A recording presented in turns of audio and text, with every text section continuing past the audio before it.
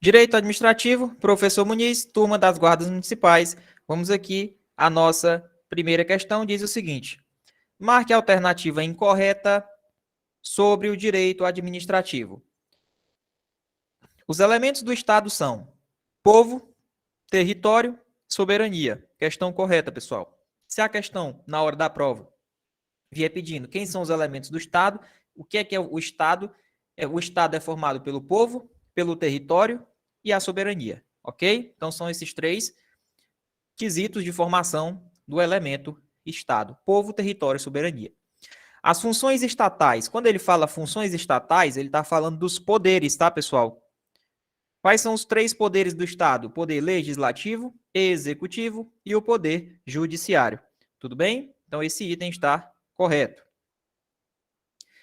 Pelo sistema de freios e contrapesos, verificamos que um poder exerce a atividade típica de outro e se fiscalizam mutuamente. Vamos lá, pessoal. Esse item está correto, tá? Quando a questão trouxer para vocês o sistema de freios e contrapesos, o que é que vocês têm que saber?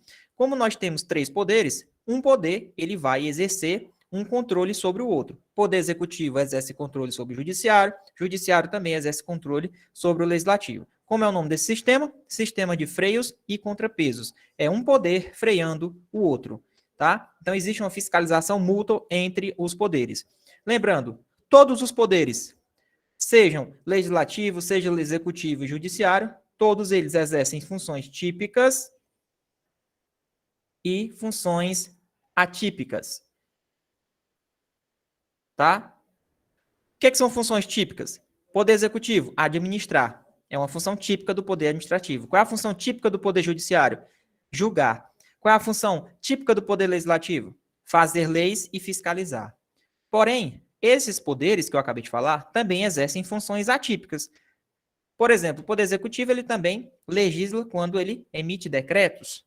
O judiciário, ele também vai administrar, quando ele administra os seus funcionários. Aí ele está praticando atividades típicas do poder executivo. Então, o que não for típico daquele poder é uma atividade atípica.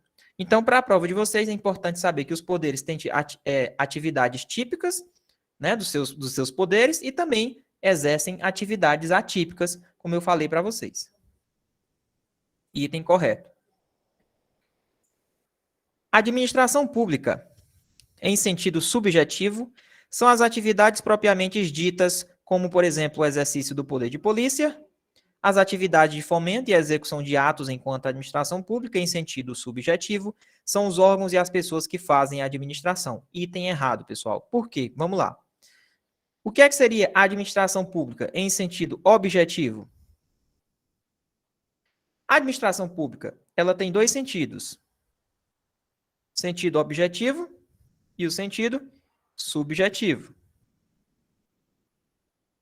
Em sentido objetivo, tá sem som, pessoal, aí? Confirma aí se tá sem som. Tá normal, não é não? Ele falou que tá sem som.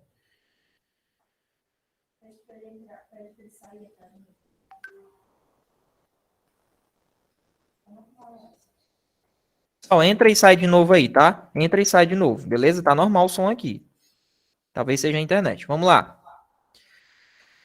Administração pública em sentido objetivo. O que seria a administração pública em sentido objetivo? São as atividades em si exercidas pela administração. São as atividades. Como assim as atividades? É na hora que a administração está exercendo seu poder de polícia, atividades de fomento, executando seus atos. São as atividades que a gente vê em si. O que seria a administração pública em sentido subjetivo? Em sentido subjetivo, são os órgãos que formam a administração, mais os seus agentes. A administração pública em sentido subjetivo é quando a gente está passando na rua e a gente vê o órgão lá do Ministério Público Federal, a gente vê os agentes que trabalham lá dentro. Isso é a administração pública em sentido subjetivo, é o que a gente vê, os nossos olhos veem. Ali, prédio, pessoas. A administração pública em sentido objetivo são as atividades exercidas pelas pessoas, né, e pelos esses órgãos. Tá? Então, tem duas definições que sempre caem em prova. Administração pública em sentido objetivo e sentido subjetivo. O que foi que aconteceu nessa questão? Simplesmente ele inverteu os conceitos, ó. Ele diz que subjetivos são as atividades, só que não são. Aqui é em sentido objetivo. E aqui ele falou também, ó. Vamos lá. Aqui ele falou que as atividades de fomento e execução, ó, enquanto a administração pública em sentido subjetivo são os órgãos e as pessoas que fazem a administração. Na verdade, está correto essa parte final. O erro é porque, na verdade, as atividades propriamente ditas, né, é a administração pública em sentido o quê? Objetivo, tá bom? Essa partezinha final aqui está corretinha. Ó, são os órgãos e as pessoas que fazem a administração. Beleza? Então tá errado. Letra D. Não esqueçam, para mim, o mais importante, eu quero que vocês saibam o que é a administração pública em sentido subjetivo e em sentido objetivo. Subjetivo são os órgãos e os agentes. A administração pública em sentido objetivo são as atividades propriamente ditas, como, por exemplo, o exercício do poder de polícia, atividade de fomento e a execução dos atos da administração pública em si, as atividades propriamente ditas. Tudo bem? Próxima questão. Marque a alternativa incorreta sobre o direito administrativo. O direito administrativo são normas e princípios que regulam os órgãos, entes e agentes públicos, que atuam sobre o regime de direito público para realizar concreta e diretamente os fins desejados pelo Estado. Questão correta. O direito administrativo, pátrio, é considerado contencioso. Errado, pessoal. O direito administrativo, ele é não contencioso. O que é isso, professor? Olha lá. Ou seja, não existe a previsão legal de tribunais e juízes administrativos. Pessoal, no Brasil, só quem faz coisa julgada é o Poder Judiciário, tá? No nosso ordenamento, não existe um tribunal administrativo, só existe tribunais judiciários. Então, quem dá a palavra final é o Poder Judiciário, tá bom? Ou seja, o nosso regime aqui é um regime de jurisdição una. Jurisdição una, certo? Por quê? Porque somente o Poder Judiciário dá a palavra final. Não existe tribunais administrativos, tá? Aqui no nosso ordenamento. Então, o que cai muito em prova é saber, o direito administrativo, ele é não contencioso ou ele é contencioso? Ele é não contencioso. Item errado. O direito administrativo possui regras que se traduzem em princípios constitucionais. Olha, no direito administrativo existem princípios explícitos, que é o que a gente vai ler daqui a pouco, que é o LIMP, legalidade, impessoalidade, moralidade, publicidade e eficiência, e também existem princípios implícitos, tá? Que também devem ser obedecidos pelo ordenamento aí das regras do direito administrativo. Obedecem tanto princípios explícitos quanto princípios implícitos. Questão correta. Na administração pública, direta, como o próprio nome diz, a atividade administrativa é exercida pelo próprio governo, que atua diretamente por meio de seus órgãos, isto é, das unidades, dos órgãos, né, que são simples repartições interiores de sua pessoa e que, por isto, dele não se distinguem. Então, a administração pública direta, pessoal, é formada pelos órgãos, pelos ministérios, pelas secretarias. As atividades em si da administração são exercidas diretamente pelo próprio órgão. Quando não é exercido diretamente pelo próprio órgão, a gente chama que é a administração indireta, onde o Estado ele cria outras entidades personalizadas, né, com direito, com um sistema personalizado, ou seja, tem personalidade jurídica própria para exercer a atividade. Por exemplo, uma autarquia, uma empresa pública, né, uma sociedade de economia mista. Então, isso é administrar indiretamente. Quando a administração pública administra diretamente, então é a administração direta. Item correto. Como ele quer a alternativa errada, gabarito letra B. Tudo bem?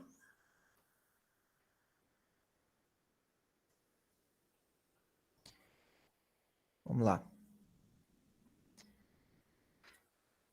Marque a alternativa correta sobre o direito administrativo. Órgãos são personalizados, ou seja, não possui personalidade jurídica própria. Portanto, são capazes de contrair direitos e obrigações por si próprios. Pessoal, os órgãos são diferentes das entidades. Os órgãos são personalizados? Não, tá? Os órgãos, eles não são personalizados. Eles são desprovidos de personalização, tá certo? Os órgãos não possuem personalidade jurídica, beleza? Então, o que acontece? Os órgãos, eles não têm capacidade, né, de contrair direitos e obrigações por si próprio. Tudo bem? Então, eles não são capazes de contrair direitos e obrigações porque eles não têm personalidade jurídica. Professor, e as entidades? Órgãos e entidades é diferente, né? As entidades, elas sim, possuem personalidade jurídica. Por exemplo, uma autarquia, uma empresa pública, uma sociedade de economia mista e uma fundação privada. Onde há desconcentração, vai haver hierarquia entre aquele órgão que está desconcentrado e aquele que recebe a atribuição. Perfeito, pessoal. Gabarito da nossa questão. O que acontece, professor? Explica melhor para a gente. Quando a gente quer criar um órgão, a gente cria um órgão por meio da desconcentração. Tudo bem? Para eu criar um órgão, eu crio um órgão por meio da desconcentração. Então, a desconcentração, ela cria órgãos. Esses órgãos, nós sabemos que eles não têm personalidade jurídica. Tudo bem? Porém, na criação do órgão, existe hierarquia. Porque eu estou desconcentrando, eu estou criando um outro órgão. Por exemplo, eu tenho aqui uma escola e criei um anexo lá no interior. Aquele anexo, ele é subordinado hierarquicamente àquela escola central. Então, isso são órgãos, tá? Então, o que acontece? Quando há desconcentração, existe hierarquia? Existe. Órgãos são desprovidos de personalidade jurídica. A administração pública direta ou descentralizada é a atuação estatal de forma indireta, não é, pessoal? Quando eu vou atuar de forma indireta, eu estou falando da administração indireta. Tudo bem? Então, esse item está errado. Autarquias, empresas públicas, sociedades de economia mista e fundações públicas fazem parte da administração direta. Errado, pessoal. Autarquias, empresas públicas, sociedade de economia mista, fundações públicas fazem parte da administração indireta. Tudo bem? Então, gabarito dessa questão, letra B de bola. Vamos aqui partindo para a nossa quarta questão, onde ele diz o seguinte: marque a alternativa incorreta sobre o direito administrativo. No sistema norte-americano, o federalismo é do tipo centrípedo. No entanto, no Brasil, o federalismo ele é centrífugo, ou por desagregação. Ou seja, professor, o que acontece? Vamos lá. Quando eu estou falando do sistema norte-americano, por que aqui essa questão está correta, tá? Quando eu falo do sistema norte-americano, ele também, lá existe o federalismo, aqui no Brasil também existe. Ou seja, nós somos formados por diversos estados. São 27 estados. Como é o federalismo lá no sistema norte-americano? Ele é centrípedo. Por que ele é centrípedo? Porque é o seguinte, ó. Aqui começou de fora para dentro, para centralizar o poder, tá? Então aqui eram formados por diversos estados, depois foram se juntando, tá? Então ele começou de fora para dentro. No Brasil, o federalismo ele é centrífugo. O que é centrífugo? É o contrário. Começou centralizado e depois foi se descentralizando, ou seja, de dentro para fora. Ou seja, o Brasil ele era centralizado na época do Império, né? E aí depois foram sendo criados os estados. Então ele é centrífugo. Então foi de dentro para fora. Então quando é de dentro para fora, ou seja, começou centralizado e depois foi criando os estados. Então a gente diz que o Brasil ele tem uma força centrífuga, tá? Na criação do federalismo. Cai demais em prova isso aqui, tá? Então, no Brasil, o federalismo ele é centrífugo. Cuidado que eles colocam nas questões dizendo que é centrípedo. Centrípedo é só no sistema federalismo norte-americano. Tá errado esse item. Aliás, está correto, né? Vamos lá. Letra B. O ato ou contrato administrativo realizado sem interesse público configura desvio de finalidade. Perfeito, pessoal. Todo ato da administração ele tem que ser motivado. Tem que ter sempre o interesse público, o interesse da coletividade. Então, o ato ou os contratos administrativos sempre irão prezar pelo interesse público, né? Se não prezar pelo interesse, vai configurar desvio de finalidade. A expressão regime jurídico administrativo é utilizada para designar, em sentido amplo, o regime de direito público a que está submetida a administração pública. Vamos lá. Pessoal, o regime jurídico administrativo, quando eu falo regime jurídico administrativo, primeiro, ele é um regime de direito público. Não é de direito privado, direito público. E ele é baseado em cima de dois princípios. Princípio da supremacia do interesse público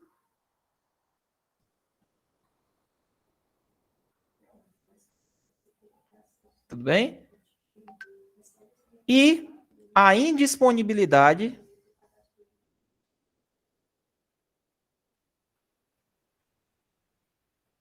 do interesse público.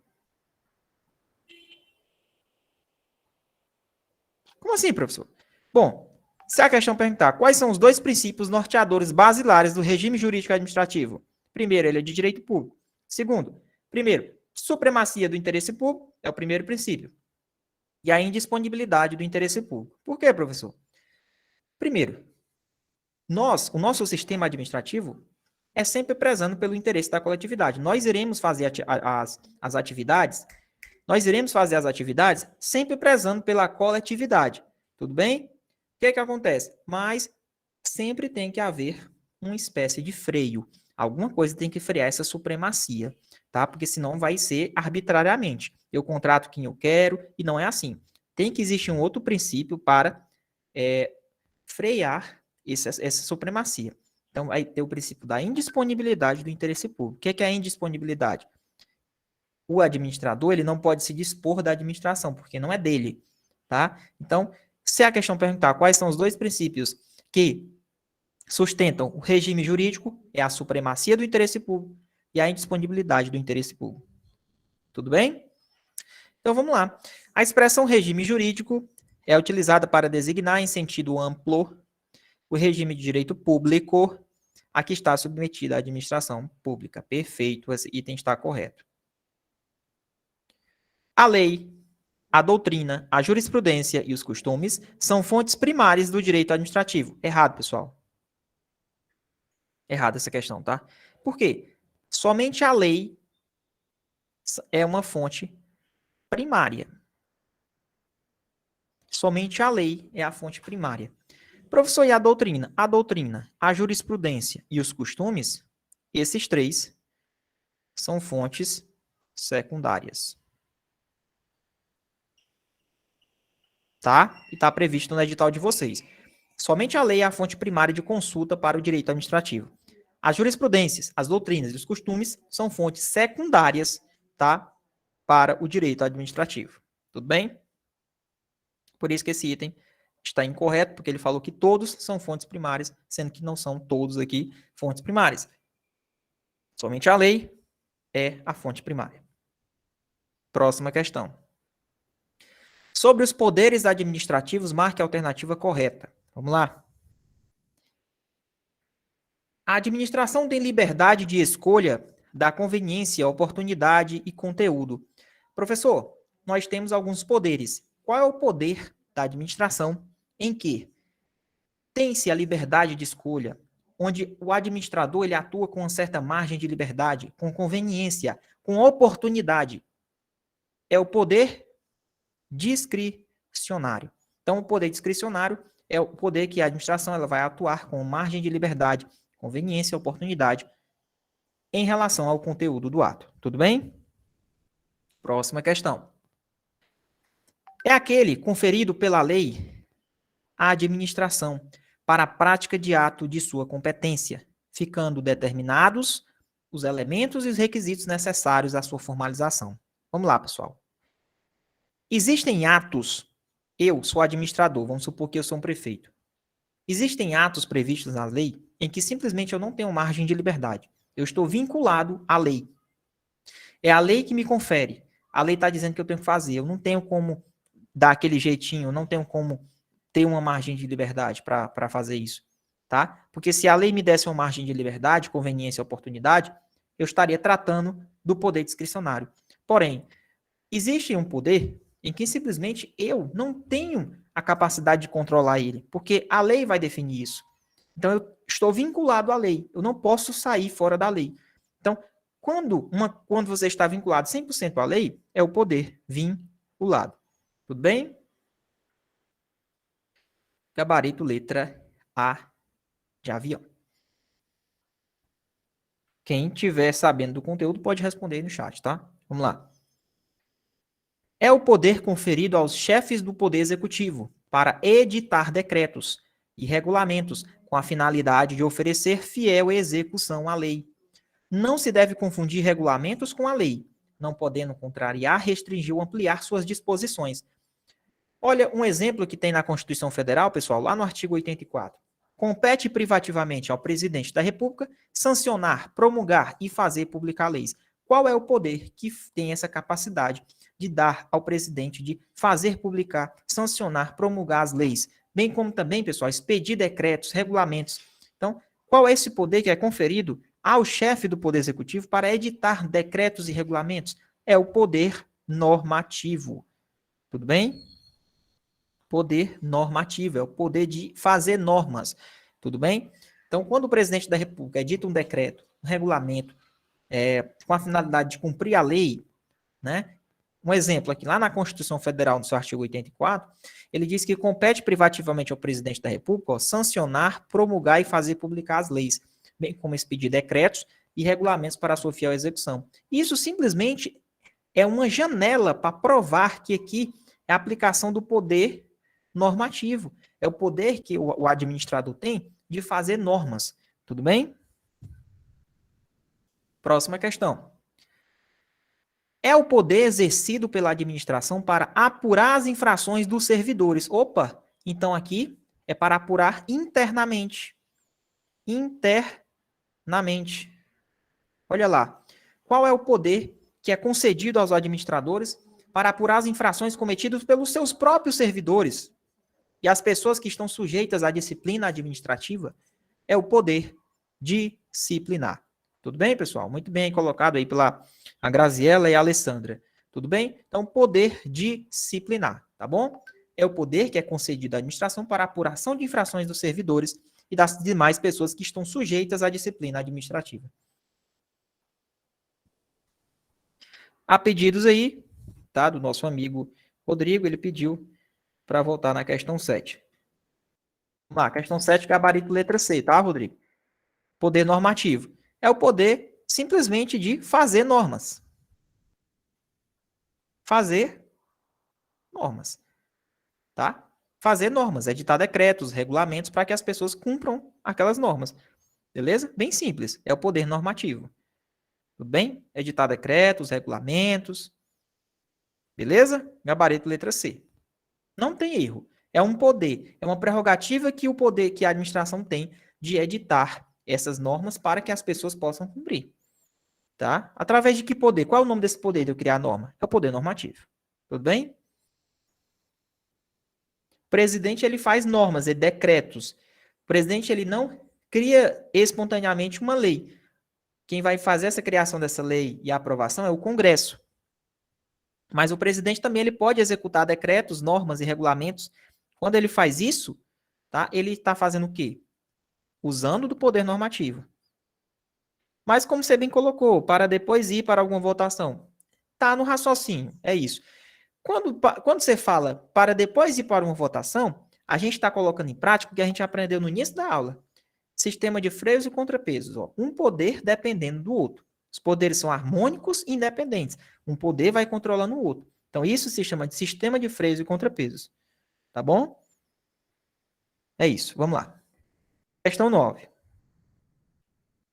A administração escalona a função de seus órgãos, revê a atuação de seus agentes e estabelece a relação de subordinação entre os seus servidores. Olha aí.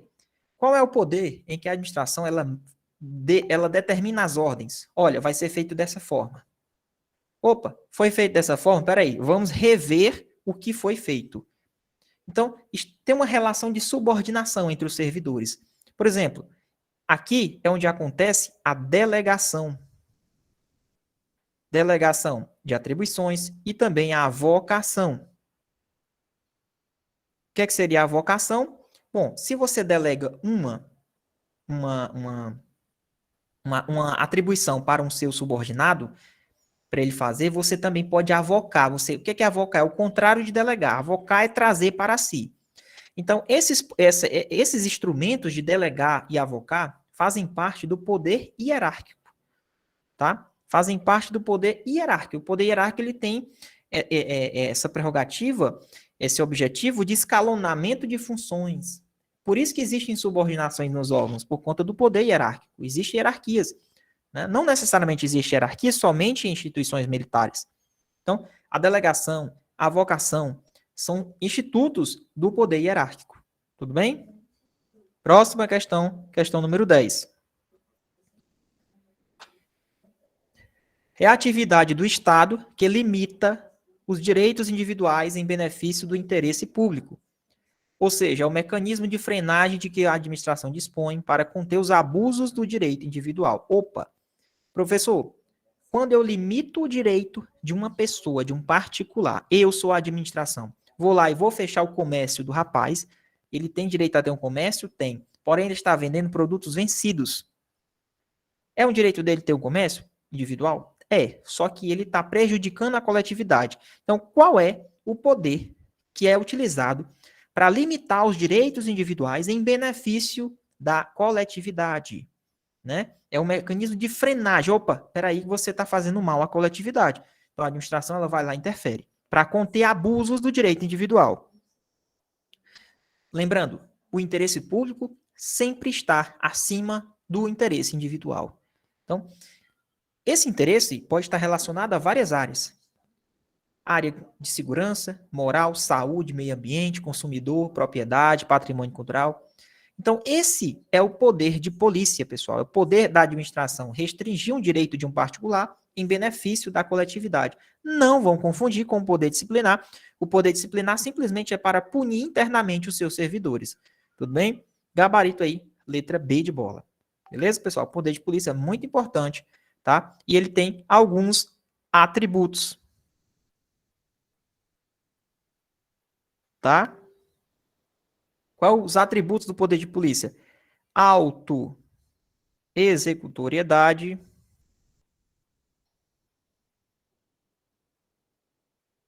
Nós temos aí o que mais, professor? A discricionariedade.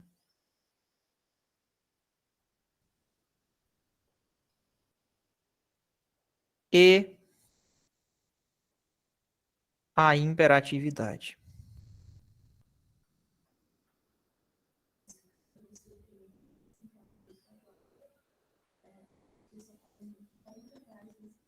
Beleza?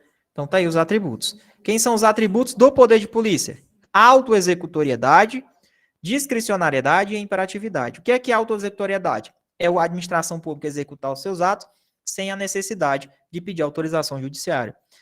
Discricionariedade é quando existe uma margem de liberdade. Existe o quê, professor? Uma margem de liberdade, conveniência e oportunidade. A administração vai agir no momento oportuno em que ela achar melhor.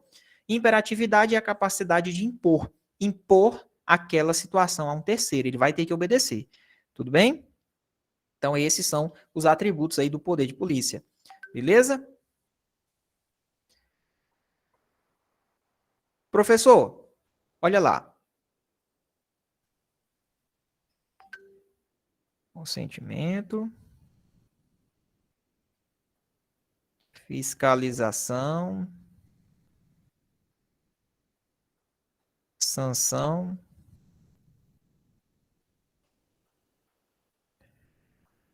Ordem, consentimento, fiscalização e sanção. O que é isso, professor? Ordem, consentimento, fiscalização e sanção. Aqui são os elementos, tá, do poder de polícia. Né? São as fases do poder de polícia. Primeiro é feita uma ordem para que todos cumpram. Tá? Consentimento. Quando a administração ela trabalha com consentimento, por exemplo, olha, eu vou consentir para que você tenha essa licença. Eu vou autorizar você para fazer isso. Ela está consentindo. Se ela autorizou, ela também fiscaliza, certo? Se tiver tudo errado, aí a administração vai punir você, ou seja, aplicar uma sanção. Então, é a ordem, consentimento, fiscalização e sanção que fazem parte do poder de polícia, tá? Então, aqui, atributos do poder de polícia, autoexecutoriedade, discricionariedade e imperatividade. É o poder que o Estado tem de limitar um direito individual em prol do interesse público. Vamos lá, próxima. Ocorre quando o administrador abandona a finalidade indicada na lei e busca atender outra diversa da estatuída na norma que autoriza a sua atuação. Olha que interessante, pessoal. Abuso. Nós temos abuso por excesso de poder e nós temos abuso por desvio de finalidade.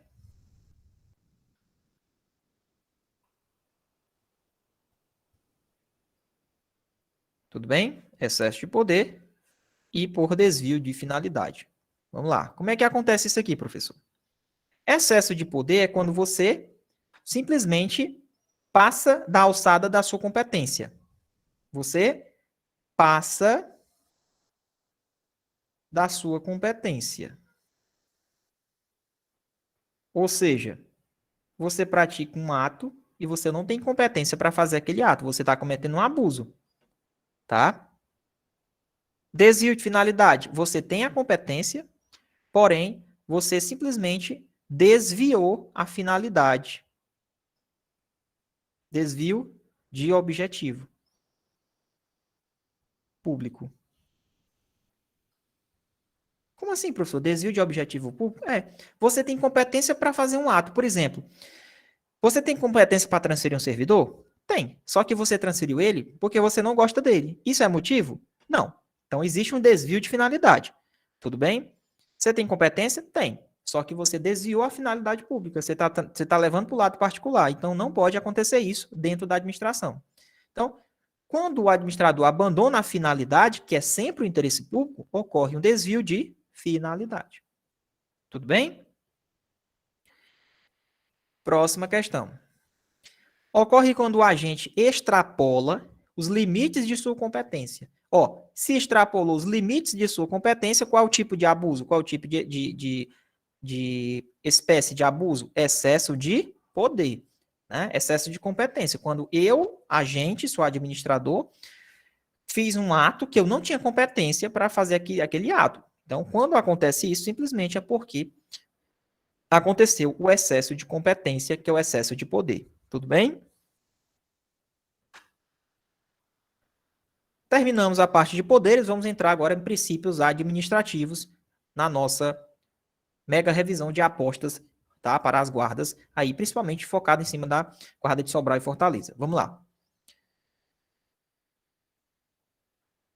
Quando eu falo em princípios, nós temos o LIMP, princípios explícitos: legalidade, impessoalidade, moralidade, publicidade e eficiência. Tudo bem? Vamos lá. É um poder constituinte de primeiro grau. Por que é primeiro grau? Porque está previsto na Constituição. Vem propiciar transparência, de modo que a todos, é assegurado o direito à obtenção de informações e certidões para a defesa de direitos e esclarecimentos de situações de interesse pessoal. Transparência. Transparência. Todos têm direito a saber, obter informações para a defesa dos seus direitos. Pessoal, dentre os 5 princípios explícitos, qual o princípio relacionado à transparência pública? Então, os atos da administração eles têm que ser públicos. Então, é o princípio da publicidade. Ele vai dar maior transparência e um esclarecimento das situações, né, de interesse das pessoas. Tudo bem? Professor, são todos os atos que devem ser públicos? Não, existem atos que são sigilosos. Por exemplo, questões de investigações, atos de interesse para a defesa nacional, eles não podem ser publicados a público, porque senão vai prejudicar, tá bom? Então, mas em regra, todos os atos da administração, inclusive, para um ato ter eficácia, ele precisa ser publicado. O que dá eficácia a um ato administrativo é a sua publicação. Tudo bem? Não adianta um ato ser válido, ele ter todos os seus elementos de informação, tá? Sem ser publicado. Um exemplo, Não adianta eu formar uma licença, te dar uma licença, ó, eu tenho competência, você está cumprindo os requisitos para ter a licença e está tudo válido, só que não foi publicado sua licença. Então, enquanto não for publicado, você não pode usufruir daquela licença, porque tem que esperar ser publicado, tudo bem? Ou uma publicação retroativa, mas tem que ser publicado. Então, nesse caso, quando eu falo transparência, para as pessoas saberem o que está acontecendo, o que você está fazendo, porque nós somos pagos com dinheiro público. Então, tem que ter transparência, tudo bem? Então, essa questão tratou aí do princípio da publicidade. Questão 14. Exige que o agente público paute sua conduta por meio de padrões éticos. Opa, qual é o princípio que diz que o administrador ele tem que pautar sua conduta por meio de padrões éticos, com o fim de alcançar o bem comum? Olha lá, o bem comum, ser justo nos seus atos, independente de qual esfera ele trabalha, se é a esfera federal, se é a esfera estadual, mas o administrador ele tem que cometer atos de probidade administrativa, ele tem que ser probo, ele tem que obedecer os princípios, os padrões éticos de conduta. Está relacionado com o princípio da moralidade. Próximo. Direciona que o servidor não pratique um ato para favorecer ou prejudicar alguém. Então, vamos lá. Quando a gente pratica um ato para favorecer uma outra pessoa ou interesses particulares, a gente está prejudicando, está ferindo o princípio de quê, professor? Da impessoalidade. Então, o servidor ele não pode praticar atos que favoreçam ou prejudiquem alguém. Né? Atos que mexam com a vedação, aliás, com a promoção pessoal. É proibido, pessoal, vedação de promoção pessoal. Né? A gente vê, acompanha nos jornais, que existem diversas denúncias, diversas investigações relacionadas a atos de promoção pessoal. Isso não pode acontecer, você utilizar a máquina pública para promoção pessoal, porque você vai inferir a impessoalidade. Então, quando eu falo em impessoalidade, é a questão da isonomia. Quando você realiza concurso público, por exemplo, da igualdade de condições a todos, né? A questão de todo ato sempre é o interesse público, a finalidade, certo? E a questão da promoção pessoal. Promoção pessoal, beleza? Em relação à promoção pessoal, é vedado, é proibido atos de promoção pessoal. Próximo. O agente público só pode fazer ou deixar de fazer o que está expressamente na lei. Então, vamos lá. Aqui, pessoal, é o princípio da legalidade. O que o princípio da legalidade fala? Nós, agentes públicos, vocês, futuros servidores públicos, só podem fazer o que a lei manda. Para as outras pessoas, você pode fazer qualquer coisa, desde que a lei não proíba. Você tem uma autonomia de vontade, certo? Então, o que acontece? Qual princípio está relacionado a isso? Eu, administrador, fazer somente o que a lei manda. É o princípio da legalidade. Tudo bem? Vamos lá. Próxima questão. Passou a ser expresso a partir de 88, aliás, de 98, com a reforma administrativa. Deve ser dirigida à consecução do máximo de proveito com o mínimo de recursos humanos, materiais, financeiros, com destinação pública, a partir da constatação de que a eficiência pode ser obtida pelo contrato de gestão, né, referente a atividades tipicamente estatais. Previsão de avaliação periódica de desempenho para os servidores. Então, pessoal, quando a gente economiza, obedecendo o princípio da economicidade, economiza as coisas públicas, né? Os materiais públicos, utilizando o mínimo de recursos humanos, contratos de gestão, né? Fazendo avaliações periódicas para saber se os servidores estão realmente trabalhando. Então, isso está relacionado com o princípio da eficiência. Tudo bem? Lembrando, antigamente, em 88, só existia 4 princípios: legalidade, impessoalidade, moralidade e publicidade.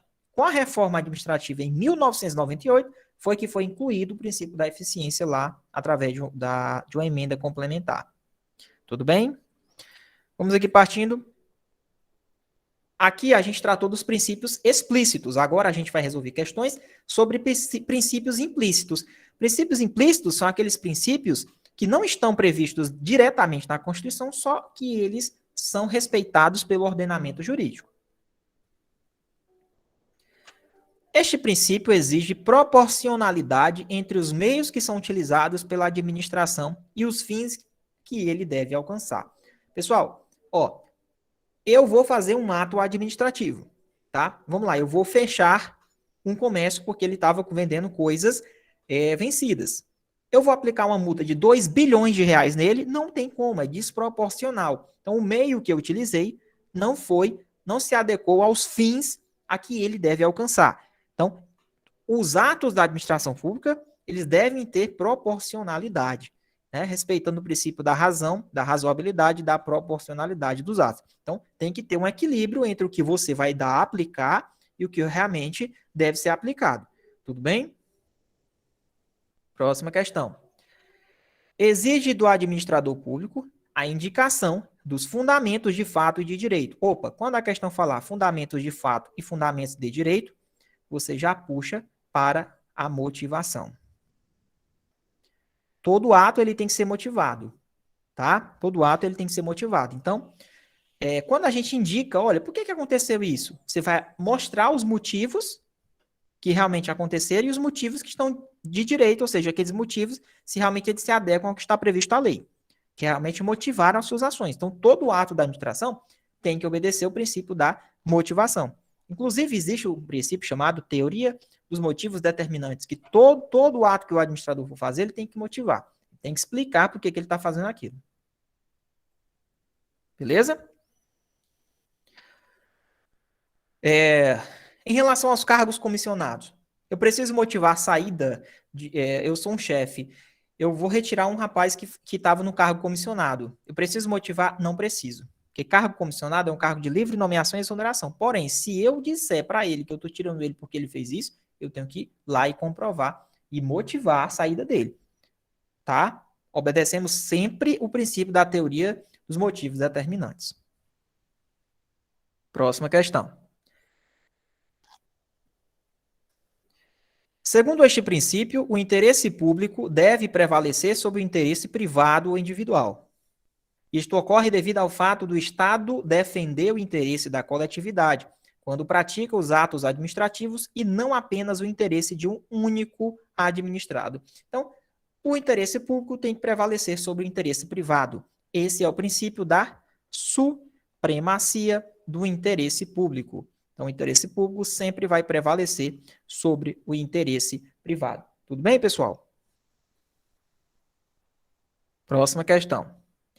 O Estado tem o dever de fiscalizar a emissão dos seus atos administrativos. Para isto, conta com um mecanismo que possui 3 espécies de controle.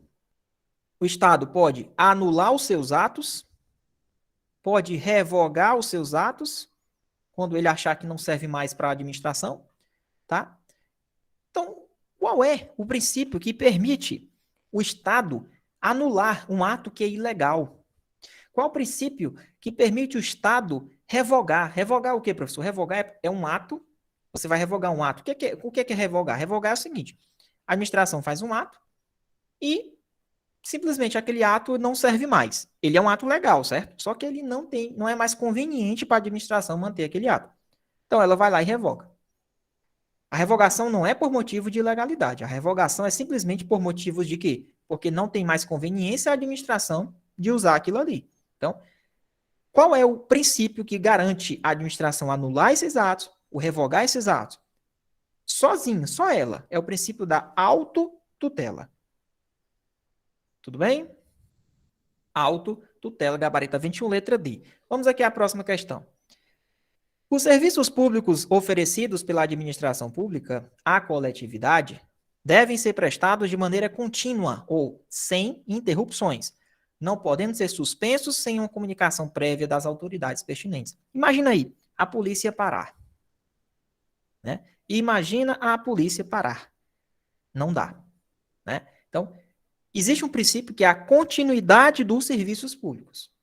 Né? Ele permite que os serviços públicos, né, devem ser prestados de maneira contínua, sem interrupções. Então, existem órgãos, por isso que existem alguns órgãos que são proibidos de greve, justamente por obedecer ao princípio. Né? A Polícia Militar ela não pode fazer greve, por exemplo, e depois teve decisões que estendeu para as demais polícias que não podem mais fazer greve. Então, nesse caso, respeitando o princípio da continuidade do serviço público. Tranquilo? Então, cuidado que pode cair na sua prova aí, como é uma prova de guarda municipal, então, questões bem mais tranquilas. Vamos lá. 23. Terminamos as partes dos princípios. Agora entraremos uma parte que está prevista no seu edital sobre os atos administrativos. Atos administrativos. Professor, o que é um ato administrativo? Ato administrativo é uma medida unilateral. É uma vontade única do Estado de fazer acontecer as coisas. Tudo que o Estado fizer é um ato. É um ato unilateral, não é bilateral. Não precisa o particular querer concordar. A administração faz aquele ato e você tem que cumprir. É unilateral. Possibilidade de os atos administrativos serem impostos a terceiros. Pessoal, quando eu falo em ato administrativo, ato é tudo aquilo que a administração faz para conceder direitos, para fazer suas atividades em si. É tudo que a administração faz, é um ato. Só que o que é que a gente tem que saber? Um ato unilateral. É de interesse único da administração, ato unilateral. Não é bilateral, é unilateral. Certo? Mas vamos lá. Os atos, eles têm alguns atributos. Que é o que a gente chama de quê, professor? Quem são os atributos do ato? É o PAT. Presunção de legitimidade. Legitimidade. Autoexecutoriedade.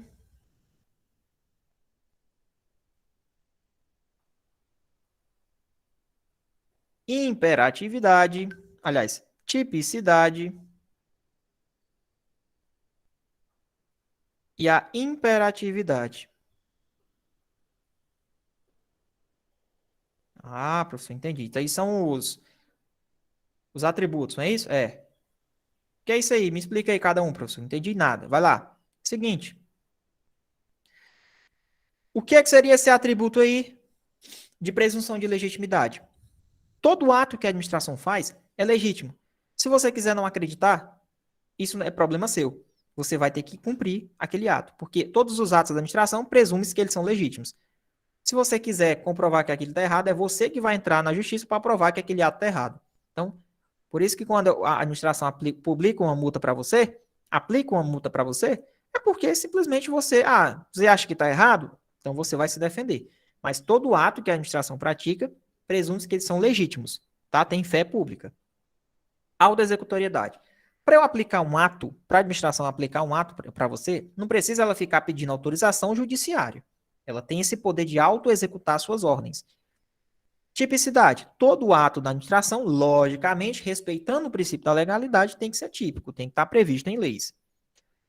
Imperatividade é a capacidade de a administração impor aquelas normas a terceiros. Então, vamos lá. Possibilidade de os atos administrativos serem impostos a terceiros. Impostos é o princípio da imperatividade. Tudo bem? Imperatividade. Significa que, para gerar celeridade aos processos, os atos produzirão efeitos e são válidos até que se prove o contrário. Olha aí, ó. Eles são válidos e eles são perfeitos. Produzirão seus efeitos até que se prove o contrário. Por quê? Porque aqui, se você se sentiu prejudicado, é você que vai tentar mostrar para a administração que ela está errada. E não é a administração que vai tentar mostrar para você que ela está certa. Tudo bem? Então, qual é o princípio em que esses atos eles produzem efeitos logo de imediato e são válidos até que se prove o contrário? Presunção de legitimidade. Não? Presunção de veracidade, presunção de legitimidade. Os atos são legítimos. Esse é um atributo que é presente em todos os atos da administração. Todos. A presunção de legitimidade e a tipicidade, eles são previstos em todos os atos administrativos. Porém, a imperatividade e a autoexecutoriedade, nem todos os atos têm a sua presença. Tá? Porque nem todos os atos a administração vai precisar impor ordens né, para aquilo. Existem atos mais tranquilos. Então, mas que todo ato tem que ser preso legítimo e todo ato tem que ser típico, aí tem que ter. Todos os atos têm, tá? Próxima questão. Vamos lá. O ato pode ser executado independentemente de ordem judicial. Foi o que eu falei. Qual é o atributo que o ato pode ser executado independentemente de ordem judicial? É o princípio da auto-executoriedade. Tranquilo?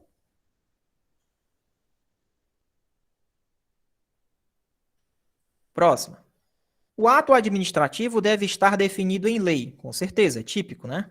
Para que se torne apto para produzir determinados resultados. Bom, se ele tem que estar previsto em lei, é porque ele tem que estar respeitando o atributo da tipicidade. Ok? Próxima questão. Falamos dos atributos. Agora iremos falar dos elementos. Elementos de formação de um ato. Quem são os elementos de formação de um ato, pessoal? Primeiro, alguém tem que ter competência para praticar aquele ato. Tem que ter uma finalidade, que a gente sabe que é sempre o interesse público. Tem que ter uma forma, como é que aquele ato vai se exteriorizar, se é por meio de um papel, se é por meio de uma ordem oral. Tem que ter o motivo e o objeto do ato. O que é o objeto? O objeto é o conteúdo em si, é a concessão daquele direito, por exemplo. Então, quem são os elementos de formação de um ato? É o confiformob. Competência, finalidade, forma, motivo, objeto. De novo, quem são os elementos de formação do ato? Competência, finalidade, forma, motivo, objeto. De novo, competência, finalidade, forma, motivo, objeto. Alguém tem que ter competência para fazer um ato. Alguém, finalidade, sempre o interesse público. Forma, é a forma como vai se exteriorizar aquele ato. Se é por meio de um papel, é um decreto, é digitalizado, é formalmente, é oralmente, é por meio de uma placa. Motivo, são os motivos de fato e de direito. Ou seja, teve algum motivo para que eu praticasse aquele ato. E o objeto é a concessão daquele ato em si, é a concessão, como é que eu posso dizer? É a concessão em si daquele direito. Por exemplo, no caso de uma licença, é quando você sai de licença. É o resultado final. Eu costumo dizer que o objeto é o resultado final. Tá bom? Vamos lá. Carlos pediu uma licença prevista em lei. Nesse caso, marque a alternativa correta sobre a formação dessa licença. Ó, o fato da licença ser concedida pelo secretário de Recursos Humanos caracteriza o elemento finalidade. Não. Conceder a licença pelo secretário, aqui é o elemento competência. Alguém tem que ter competência para dar aquele ato. A finalidade, pessoal, é o elemento que caracteriza a finalidade do interesse público. A licença tem um objetivo de proteção à maternidade, ou seja, caracteriza o elemento motivo. Não é o motivo, aqui é a finalidade. Qual é a finalidade? A proteção à maternidade, que é um interesse público. Entendeu? O nascimento do filho e a previsão no estatuto do servidor caracteriza o elemento finalidade. Não, é o elemento motivo. O nascimento do filho é o motivo para que ele conceda a licença. Entendeu? E lógico, é o motivo de fato. E o motivo de direito? De direito é porque esse nascimento está previsto aonde? No estatuto. Então, essa previsão no estatuto são os motivos de direito. Qual é o motivo de fato? É o nascimento de filho, é o que realmente aconteceu. É o fato que aconteceu. Então, quando a questão falar quais são motivos de fato e de direito, é relacionado ao elemento motivo, que é um elemento de formação do ato. Certo? Vamos lá. A licença é dada em forma de portaria, ou seja, caracteriza o elemento forma. Correto. Então, ó, se a licença foi formalizada por meio de uma portaria, então realmente é o elemento forma, é a forma como foi exteriorizada aquela licença. A concessão de licença caracteriza o elemento competência. Não. A concessão da licença, ela já vai sair de licença, é o resultado final, é o elemento objeto. Certo?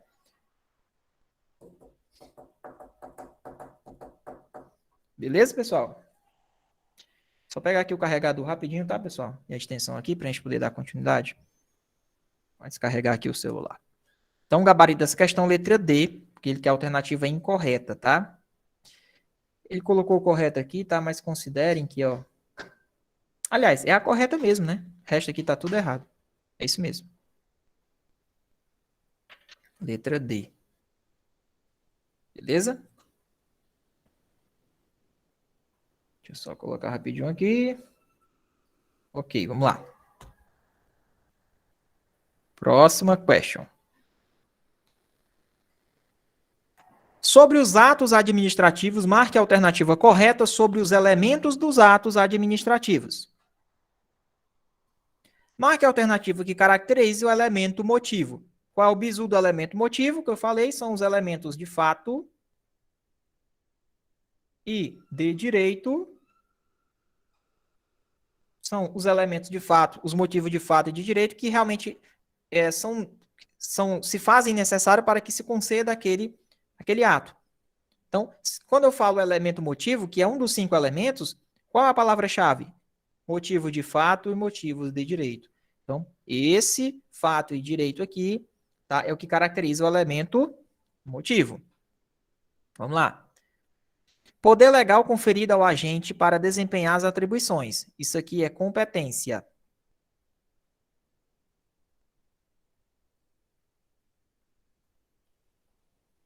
A finalidade geral do ato é satisfazer o interesse público. Isso aqui é a finalidade.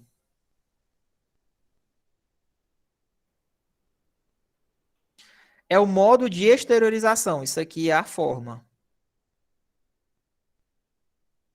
É a situação de fato e de direito que gera a vontade do agente. Está aqui, ó. Esse gabarito realmente caracteriza o elemento motivo. Vendo? Representa o resultado prático. Isso aqui é o objeto. Tudo bem? Gabarito tá 28, letra D. Vamos lá, próxima questão.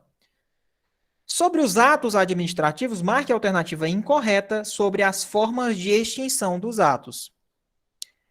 A caducidade acontece quando o ato está baseado em legislação e uma lei superveniente, uma lei posterior,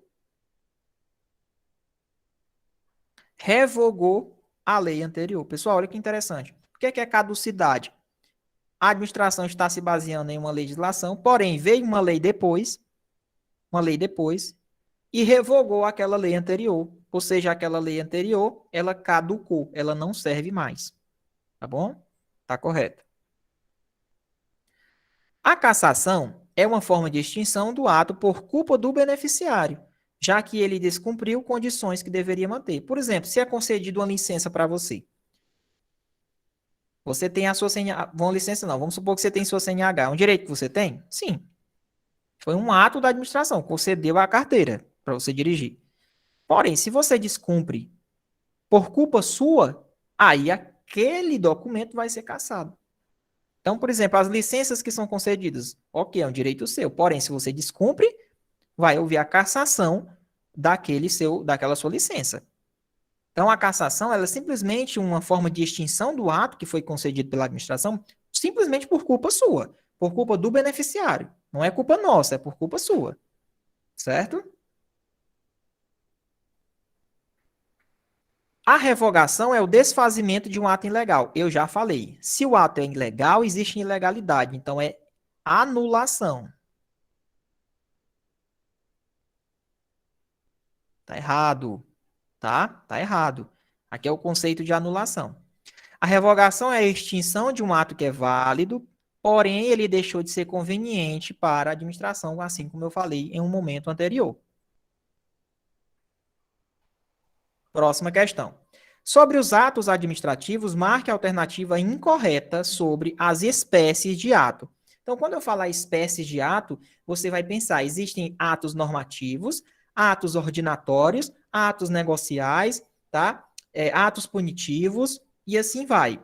Atos negociais, enunciativos, então, isso são espécies de atos. Vamos aqui procurar uma alternativa que realmente define ou traz exemplos, né, de atos dessas espécies de atos. Vamos lá. Atos administrativos normativos são, por exemplo, decretos, instruções, normas, regimentos e resoluções. Correto. Atos administrativos ordinatórios, ordens, são, a título de exemplo, instruções, circulares, avisos, portarias, ordens de serviços, que é a OS, ofícios e despachos. Perfeito, isso são atos ordinatórios. Os atos administrativos negociais são as licenças, as autorizações, as permissões, as aprovações, as admissões e dispensas. Negocial, você vai negociar com a administração para você conseguir uma licença, uma autorização, uma permissão, uma aprovação, tá? Então, lembrando, as licenças, elas são vinculadas. Você tem aquele direito, porém ela pode ser cassada, como eu falei para vocês. A autorização. A autorização, ela é discricionária, ela pode ser revogada a qualquer momento, ela é precária. Então, eu posso te conceder uma autorização, porém, ela, se você descumpre, a administração não quer mais, ela pode revogar aquela autorização, tá? Então, esses são, sim, os atos negociais. Por que o nome é negocial, professor? Porque aqui você vai negociar com a administração para conseguir essa autorização, para conseguir essa licença, essa aprovação, tá bom? Correto. Atos administrativos negociais são, a título de exemplo, as certidões, os atestados e também pareceres errados. Aqui são os enunciativos. Como assim, professor? Enunciativo? O objetivo desses atos é somente enunciar, declarar algo, tá? Não é negocial.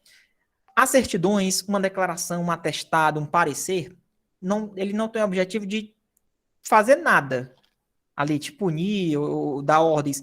Ele simplesmente declara uma situação. Então, por exemplo, você vai lá na prefeitura e pede para ele fazer uma declaração, um atestado, uma certidão, é um direito que você tem? Sim, nós temos direito a pedir certidões aos órgãos públicos. Porém, é um ato enunciativo. A administração só enuncia que você tem aquele direito. Tudo bem? Então, esse item aqui está errado. Esse conceito aqui, né, de certidões, atestados e pareceres são atos enunciativos. Lembrando que esses atos enunciativos não possuem imperatividade, porque a administração não está te impondo nada, certo? É só estar declarando. As punições aqui dizem respeito aos atos punitivos são internas, como advertências, suspensões, cassações e destituições. Pronto, isso aqui são atos punitivos. A intenção desse ato é punir. Uma advertência que a administração dá, uma suspensão que a administração dá, uma cassação que a administração dá, uma destituição que a administração dá.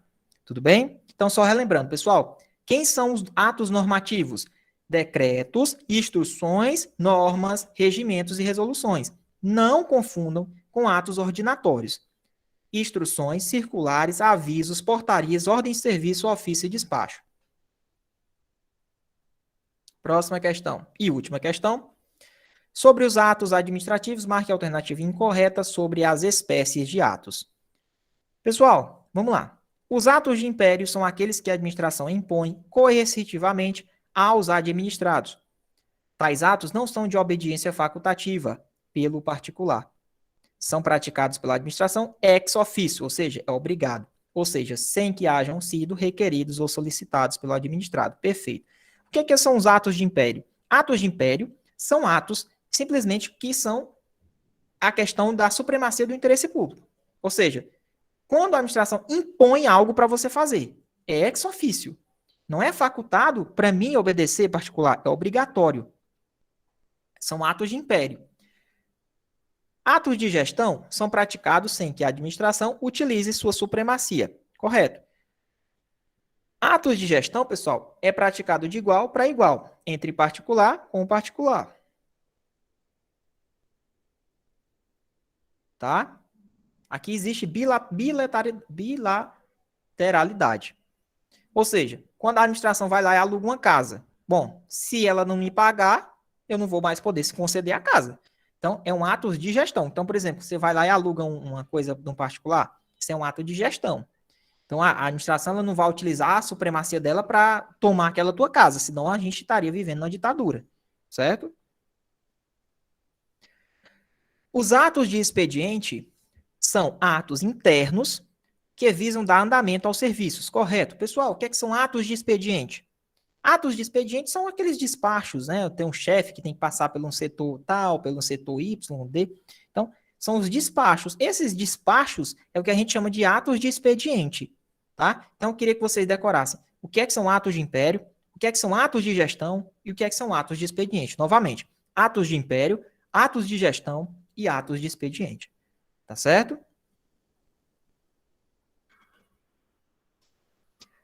O ato complexo tem a manifestação de vontade de dois ou mais órgãos e se forma apenas um ato. Correto. Pessoal, presta bastante atenção o que eu vou falar para vocês, certo? Em relação a isso daqui. Vamos lá.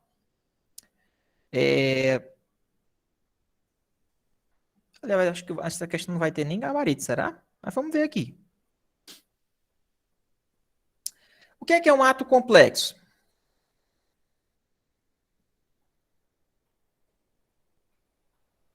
Um ato complexo é o seguinte, ó, presta atenção que eu vou falar para vocês aqui.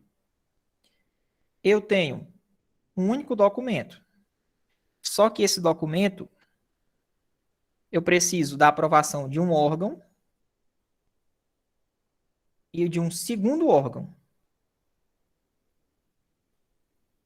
Certo? Por exemplo, quando o presidente indica uma pessoa para ir para o STF, Presidência da República é um órgão.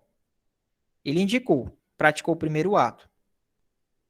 Só que quem é que faz a aprovação, a sabatina do ministro do STF? É o Senado. Então, é um outro órgão, segundo órgão.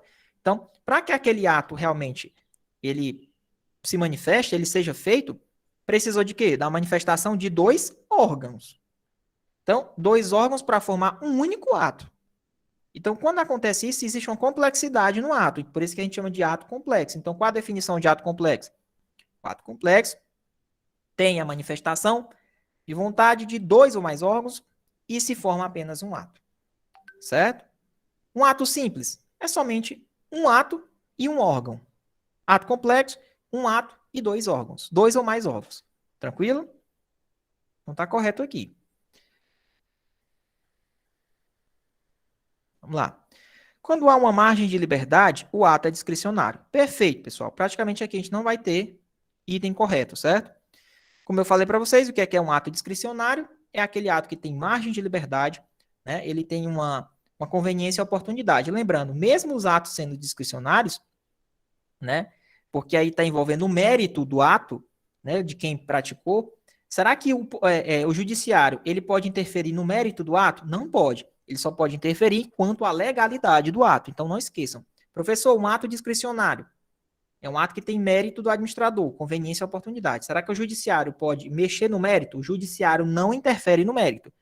Só se tiver alguma ilegalidade na formação do ato. Aí o judiciário entra. Mas quanto ao mérito, o judiciário não pode interferir. Tudo bem? Pessoal, deixa eu só dar uma conferida aqui realmente se tem algum erro aqui nas questões, porque eu acho que essa questão vai ser anulada por falta de item, né? Vamos lá. Atos de império são aqueles que a administração impõe coercitivamente aos administrados. Ok. Tais atos não são de obediência facultativa pelo particular. Certo. São praticados pela administração ex officio. Ok. Ou seja, sem que hajam sido requeridos ou solicitados pelo administrado. Perfeito. Os atos de gestão são praticados sem que a administração utilize sua supremacia sobre os particulares. Certo. Os atos de expediente são atos internos da administração, que visam dar andamento ao serviço desenvolvido pela entidade, um órgão com repartição. Correto. O ato complexo tem a manifestação da vontade de dois ou mais órgãos e se forma apenas um ato. Certo. Quando há uma margem de liberdade, o ato é discricionário. Correto, pessoal. Todos os itens estão corretos. Tá? Então, essa questão, por falta de item, é uma questão anulada, porém, é a nossa última questão. Tranquilo? Pessoal, eu espero que vocês tenham gostado, tá certo?